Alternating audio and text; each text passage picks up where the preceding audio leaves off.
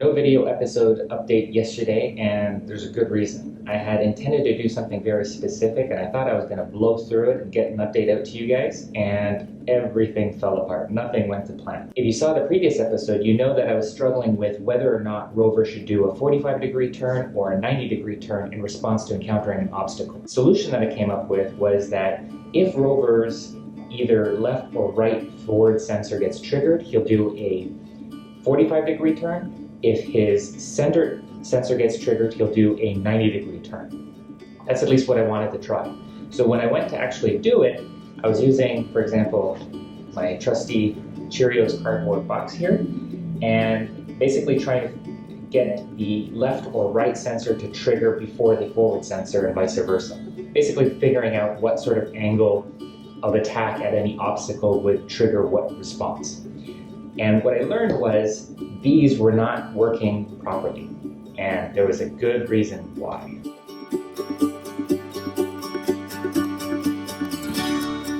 So if you saw previous episodes of me testing the sensors, you would recognize this sketch here, the 5-distance sensor sketch, where basically we were focusing on just the sensors and making sure that they all worked.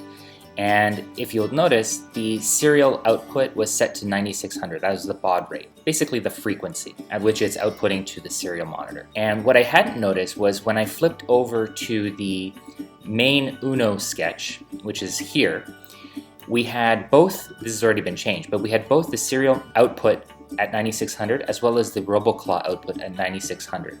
And the RoboClaw uses a software serial rather than the hardware serial that we have here for the main serial output. And technically that shouldn't be a conflict and that's basically how the software serial is designed to work, but it was throwing things off. Once I differentiated the two baud rates between the hardware and the software serial, everything started working, which brings us to the next challenge. So before we move on, the first thing I needed to do was actually test to make sure that the sensors were working as expected, as we need them to work. So I set up this very quick sensor test program in ROVer's command center, and basically it just sends over an initial settings command, a drive forward command that we can then trigger with a obstacle.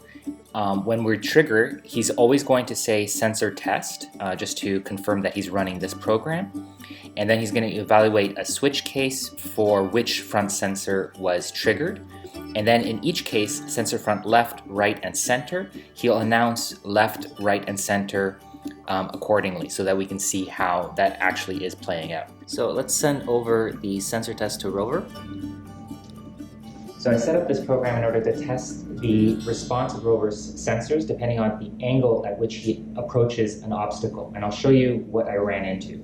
So here's an angle that should be triggering the right sensor because you can see how close it is to this forward right sensor. Sensor test, center. And even though it's so close to the right sensor, it's triggering the center sensor, not the right sensor. I just sent over the program one more time.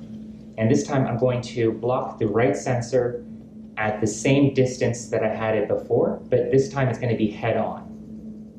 I'm not even as close as I was before to the right sensor. Sensor test, right.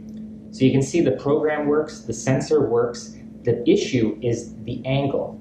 And what's happening is the ultrasonic sensors are, logically, I should have foreseen this, but they're designed to work straight and back. Basically, it sends out a pulse and it waits for the signal back. At an angle, what's happening is the pulse is being redirected away and it's not being returned to the sensor for the echo. And consequently, ROVer doesn't see the obstacle. RoboClaw's off. Here we're on ROVer's command center, the activity feed. Here we see the first issuance of the servo test program, and here's the second. So in the first case, we saw that the front center sensor was triggered, even though I was so close to the right sensor. And you can see that the value of 54 here is entirely not representative of the distance I was with the cardboard to that front right sensor. In the second case, when we reran the program here, it was identical, of course, but the difference was that I held the cardboard straight on to the forward sensor and not even as close as I was previously.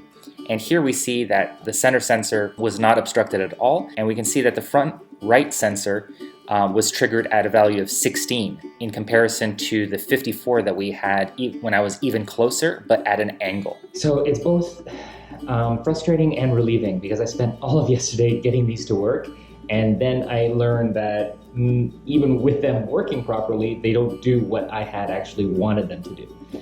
Fortunately, it's not a huge deal. We basically need to trim down these spacers such that we can angle these a little bit to either side of ROVer so that they function better as a obstacle avoidance sensor at an angle, which I think is what we really need in these particular forward, left and right sensors. ROVer's primary forward sensor, the infrared IR sensor from Sharp, is awesome.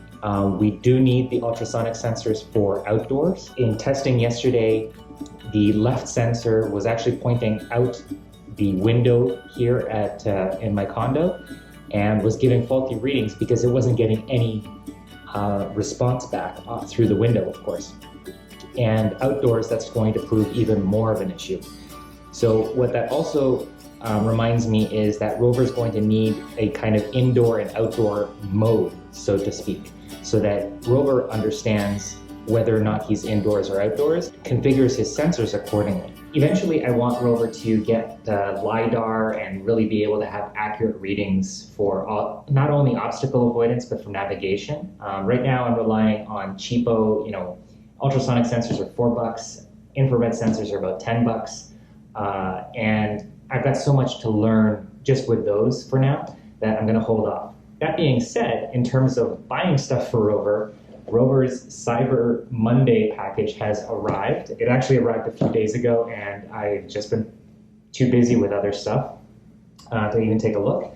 But I thought we'd do an unboxing.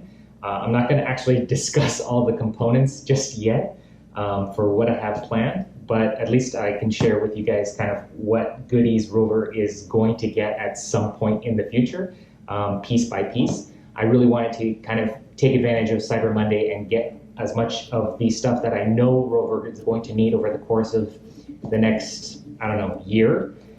So this is not for the necessarily immediate future, but soon to come.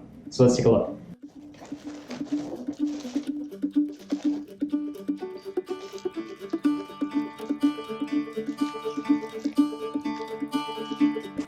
So just to take you guys through this haul of stuff.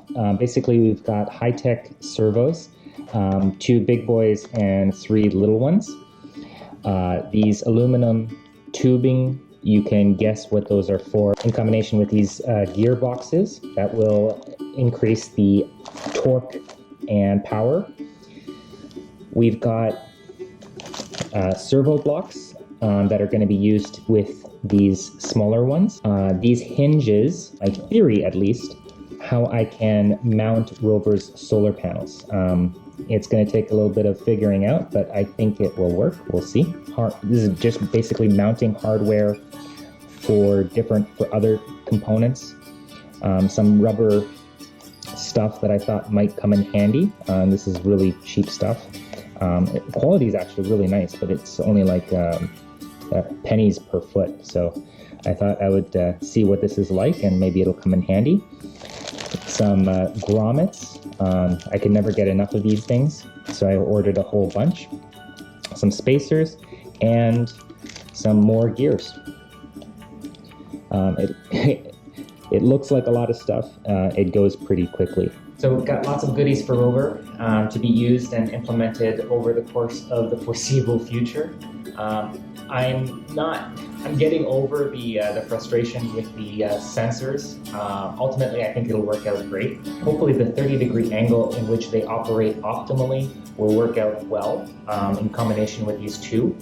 The one possible obstacle that I foresee is in outdoors where we can't rely on the infrared sensor. What do we have in the gap between these two for straight-on obstacle avoidance? So I don't know how much of an issue that's going to be or not outdoors, but I guess we'll see. Next time, I'll give you guys an update on the left and right sensor implementation. Hopefully I can figure that out rather quickly. And I'll give you guys a bit of a feel for how some of this stuff is going to work its way into ROVer's chassis and capabilities going forward. If you're as excited as I am for what's next, subscribe to get notified, give us a thumbs up, use the comments down below on YouTube or over on ROVer's site. We'd love to hear from you, and we'll see you guys next time. Cheers.